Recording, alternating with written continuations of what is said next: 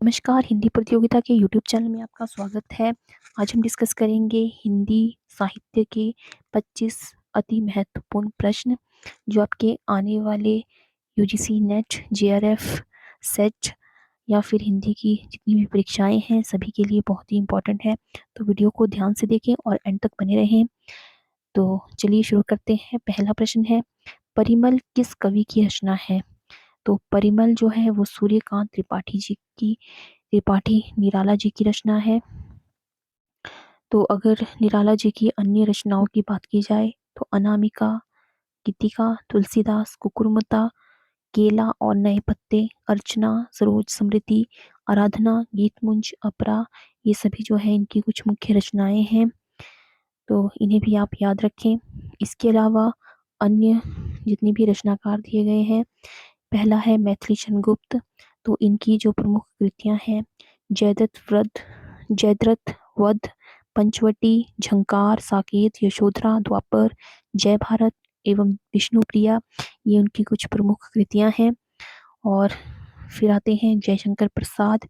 जयशंकर प्रसाद की काव्य कृतियों की बात की जाए तो झरना, आंसू, लहर, कमायनी, उर्वशी, वन मिलन, प्रेम राज्य, अयोध्या का द्वार, भबरू वाहन और करुणालय जो है इनकी कुछ प्रमुख काव्य कृतियां हैं। फिर है रामधारी सिंह दिनकर। दिनकर जी की रचनाओं की बात की जाए तो रेणुका, प्रणभंग, हुंकार, रसवंती, कुरुक्षेत्र, परशुराम की प्रतीक्षा, रश्मिरथी, उर्वशी, नीलकुसुम, संस्कृति के 4 अध्याय, शुद्ध कविता की खोज जो है ये इनकी कुछ महत्वपूर्ण कृतियां हैं। तो इन्हें भी आप याद रखें। अगला प्रश्न है, रामचरितमानस के कुल कितने कांड हैं? तो रामचरितमानस जो है कुल 7 कांड में विभाजित है। तो ऑप्शन नंबर बी इसका सही आंसर है। तो ये राम कथा पर आधारित जो है एक महाकाव्य है और इसमें कुल 7 कांड है। पहला कांड है बालकांड, दूसरा है अयोध्या कांड, तीसरा है अरण्य कांड, चौथा है किष्किंधा कांड, पांचवा है सुंदर कांड, छठा है लंका कांड और सातवां है उत्तरकांड। तो इन 7 कांड में जो है ये विभाजित है। अगला प्रश्न है, भागवंती उपन्यास के रचयिता हैं? तो भागवंती उपन्यास के जो रचयिता है वो है सुदर्शन। ऑप्शन नंबर ए इसका सही आंसर है। अगला प्रश्न है, अखरावट काव्य कृति की रचयिता कौन है? तो अखरावट जो है वो मलिक मोहम्मद जायसी जी की काव्य कृति है। ऑप्शन नंबर ए इसका सही आंसर है। इसके अलावा जो इनकी कुछ महत्वपूर्ण कृतियां हैं, आखिरी कलाम, पद्मावत और अखरावट, ये 3 जो है इनकी बहुत ही मोस्ट इम्पॉर्टेंट कृतियां हैं जो अक्सर एग्जाम में पूछी जाती हैं। इसके अलावा कुतुबन की बात की जाए तो मृगावती, मंझन की मधुमालती और उस्मान की चित्रावली जो है सूफी कृतियां हैं। इन्हें भी आप याद रखें। इन सब से ये सभी जितने भी सूफी कवि हैं, इनकी जो ये कृतियां हैं ये बहुत ही इम्पोर्टेंट है और अक्सर एग्जाम में पूछी जाती हैं। अगला प्रश्न है, आडंबर बहुत किंतु वास्तविकता कुछ नहीं के लिए सही लोकोक्ति है? तो इसके लिए जो सही लोकोक्ति है, ऊंची दुकान, फीका पकवान। ऑप्शन नंबर बी इसका सही आंसर है। अगला प्रश्न है, आलपीन और गमला किस विदेशी भाषा के शब्द है? तो ये पुर्तगाली शब्द हैं। ऑप्शन नंबर बी इसका सही आंसर है। अगला प्रश्न है, सुख सागर की रचना किसने की है? तो सुख सागर की रचना जो है वो सदा सुख लाल जी ने की है। ऑप्शन नंबर डी इसका सही आंसर है, सदा सुख लाल। और अगर बाकी रचनाकारों की बात की जाए तो सदल मिश्र की रचना नासिकेतोपाख्यान, लल्लू लाल जी की रचना है प्रेम सागर और इंशाअल्लाह खान की उदयमान चरित यानी रानी केतकी की कहानी जो है इनकी कुछ प्रमुख रचनाएं हैं। अगला प्रश्न है, कोणार्क नाटक की रचना किसने की? तो कोणार्क नाटक की रचना जो है वो जगदीश चंद्र माथुर ने की है। और अगर इनके और ये एक नाटक है, तो इनके नाटकों की अगर बात की जाए तो कोणार्क के अलावा जो है शारदीपा, पहला राजा, दशरथ नंदन, ये इनके कुछ प्रमुख नाटक हैं। और इसके अलावा ऑप्शन में दिए गए हैं मोहन राकेश के नाटकों की बात की जाए तो इनके प्रमुख नाटक हैं आषाढ़ का एक दिन, लहरों के राजहंस, आधे अधूरे, और भुवनेश्वर भुवनेश्वर की बात की जाए तो ये प्रसिद्ध एकांकीकार हैं और इनकी एकांकी जो है तांबे के कीड़े, आज़ादी की नींद, सिकंदर, कारवां, स्ट्राइक, इनकी कुछ एकांकियां हैं। इसके अलावा राम कुमार वर्मा जी की बात की जाए तो इनकी जो प्रमुख एकांकियां हैं, इन्होंने भी एकांकी लिखी है। बादल की मृत्यु, रेशमी टाई, चारुमित्रा, विभूति, सप्तकिरण, रूपरंग, दीपदान, कौमुदी महोत्सव, जूही के फूल, पृथ्वीराज की आंखें, ये इनकी कुछ महत्वपूर्ण एकांकियां हैं। अगला प्रश्न है वैराग्य संदीपनी किस कवि की रचना है? तो वैराग्य संदीपनी जो है वो गोस्वामी तुलसीदास जी की रचना है। ऑप्शन नंबर ए इसका सही आंसर है।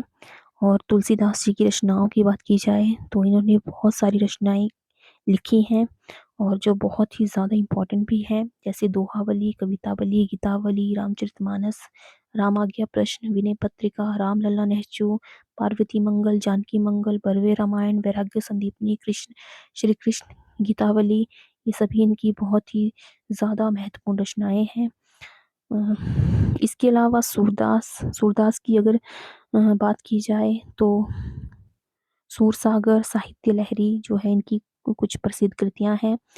फिर है नंदलाल, नंदलाल जी की बात की जाए तो रास पंचाध्यायी, सिद्धांत पंचाध्यायी, भगवत दशम स्कंद, रुक्मणी मंगल, रूप मंजरी, रस मंजरी, दान लीला, मान लीला आदि जो है इनकी कुछ प्रमुख रचनाएं हैं।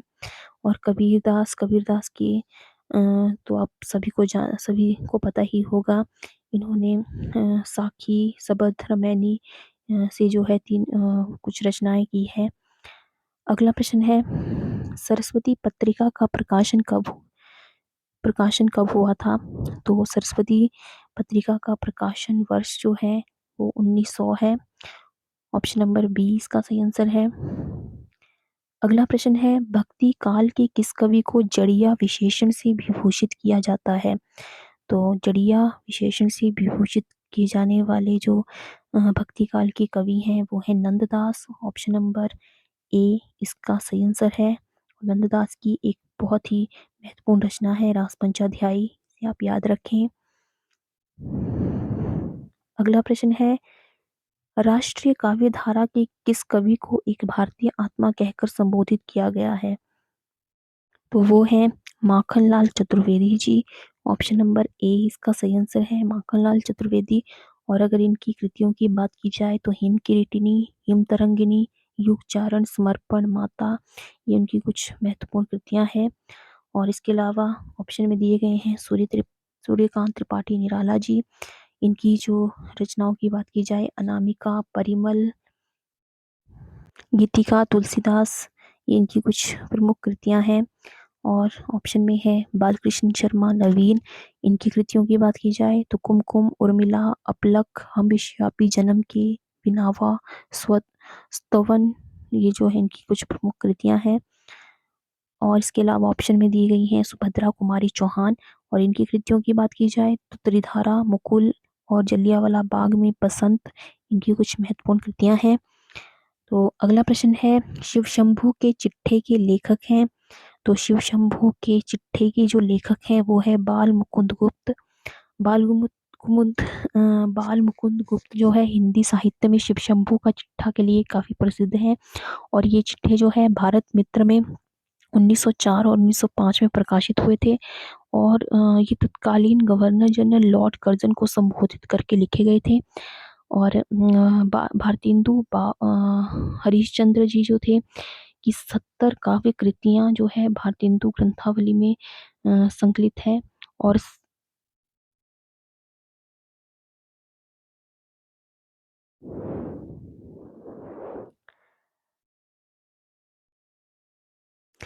और इसके अलावा जो है भारतेंदु जी की हम बात कर रहे हैं कि भारतेंदु बाबू हरिश्चंद्र जो है इनकी जो लिखी गई कुछ निबंध थे वो सभी जाति गोपाल की मित्रता, सूर्योदय, कुछ आपबीती, कुछ जगबीती, जयदेव और बंग जो है इनके द्वारा लिखी गई कुछ निबंध है। और इसके अलावा अगर प्रताप नारायण मिश्र जी की बात की जाए तो इनकी जो कृतियां हैं प्रेम पुष्पावली, मन की लहर, लोकोक्ति शतक, तृतीय नाम, श्रृंगार विलास, नारी मुझ परीक्षा, समझदार की मौत है, मनोयोग आदि जो है इनकी कुछ प्रताप नारायण मिश्र जी के निबंध है। और इसके अलावा है बालकृष्ण भट्ट। बालकृष्ण भट्ट के निबंधों की बात की जाए तो बाल विवाह, स्त्रियां और उनकी शिक्षा, राजा और प्रजा, कृषकों की दुर्वस्था, अंग्रेजी शिक्षा और प्रकाश, हमारे नए सुशिक्षितों में परिवर्तन, देश सेवा महत्व, महिला स्वातंत्र्य, ये कुछ इनके निबंध हैं। तो अगला प्रश्न है जयशंकर प्रसाद की कामायनी की भाषा है। तो जयशंकर प्रसाद की का जो महाकाव्य है कामायनी, तो इसकी जो भाषा है वो है अवधी। ऑप्शन नंबर सॉरी खड़ी बोली में लिखा गया ये महाकाव्य है। ऑप्शन नंबर डी इसका सही आंसर है, खड़ी बोली। अगला प्रश्न है समय के आरोही क्रम में कौन सी रचना पहले आई है। तो यहाँ कुछ रचनाएं दी गई है। तो समय के आरोही क्रम से जो है जो कविता पहले आई हुई है तो वो है Andher Nagari. Option number A इसका सही आंसर है।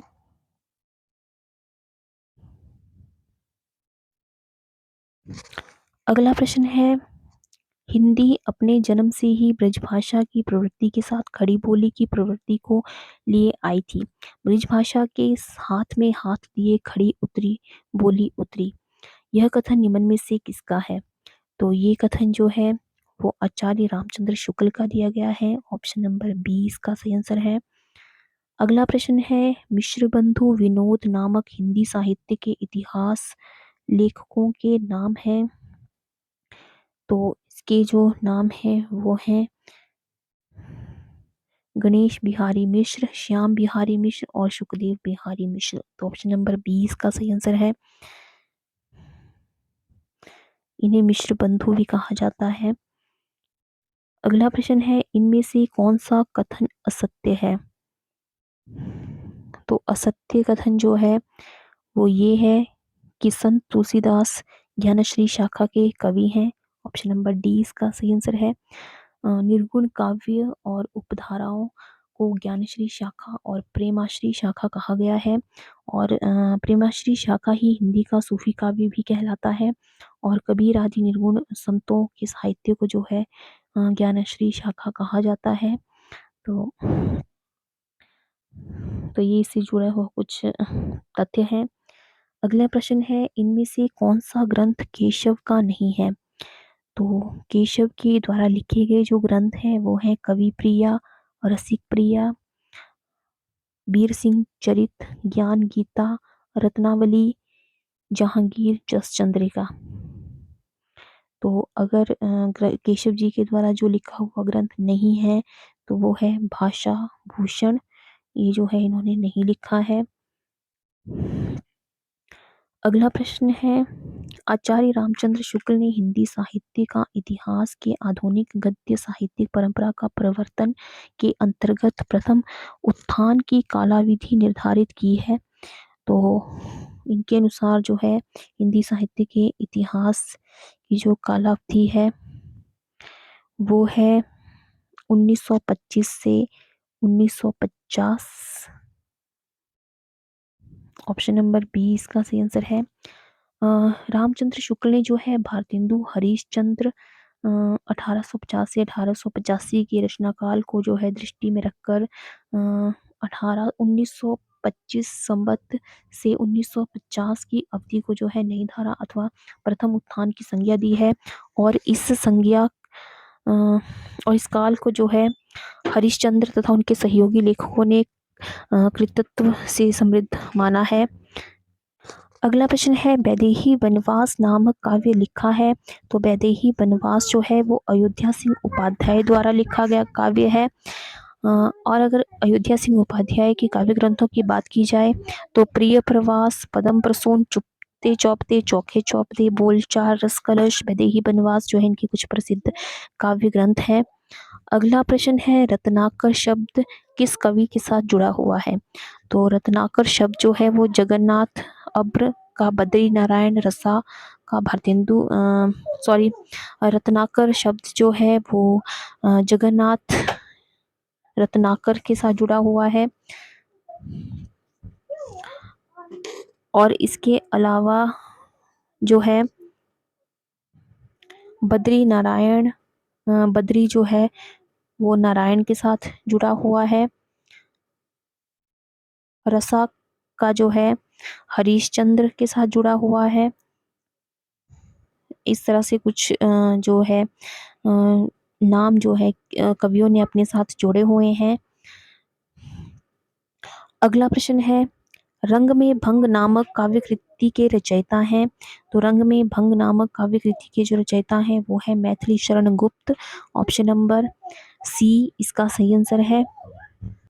अगला प्रश्न है हिंदी का प्रथम कवि कौन है? तो हिंदी का प्रथम कवि जो है वो सरहप्पा को माना गया है। ऑप्शन नंबर ए इसका सही आंसर है। अगला प्रश्न है निम्नलिखित रासो ग्रंथों में कौन सा काव्य एक प्रेम काव्य या श्रृंगार काव्य है? तो option number A Bisaldev Raso जो है वो एक प्रेम काव्य या श्रृंगार काव्य से माना गया है। नरपति नाल ने जो है 1155 में बिसलदेव रासो की रचना की थी। और इसके अलावा परमाल रासो की रचयिता जो है वो जगनिक है। पृथ्वीराज रासो के रचयिता चंद्रवर दाई है। और जय मयंक जस चंद्रिका के जो रचयिता है वो भट्ट केदार है। अगला प्रश्न है अष्टछाप के प्रमुख कवि नंददास किसके शिष्य थे? तो अष्टछाप के प्रमुख कवि नंददास जो हैं वो विठल नाथ के शिष्य थे। ऑप्शन नंबर सी इसका सही आंसर है। बल्लभाचार्य जी के जो है पुष्टि मार्ग को मानने वाले वे 8 कवि जिन पर बल्लभाचार्य जी के पुत्र गोस्वामी विठल दास ने अपने आशीर्वाद की छाप लगाई थी और अष्ट सखा या अष्टछाप के नाम से जाने गए थे। इन 8 कृष्ण भक्त कवियों में जो है 4 बल्लभाचार्य के शिष्य थे और शेष 4 गोसाई विठलनाथ के। और चार्य के जो है 4 शिष्य के नाम कुंभन दास, सूरदास, परमानंद दास और कृष्णदास थे। और गोस्वामी विठल नाथ के जो 4 शिष्य थे वो गोविंद स्वामी, नंददास, चित स्वामी और चतुर्भुज दास जो है वो विठल नाथ जी के शिष्य थे। अगला प्रश्न है विद्यापति ने कुल कितने ग्रंथों की रचना की है? तो विद्यापति ने कुल 14 ग्रंथों की रचना की है। ऑप्शन नंबर डी इसका सही आंसर है।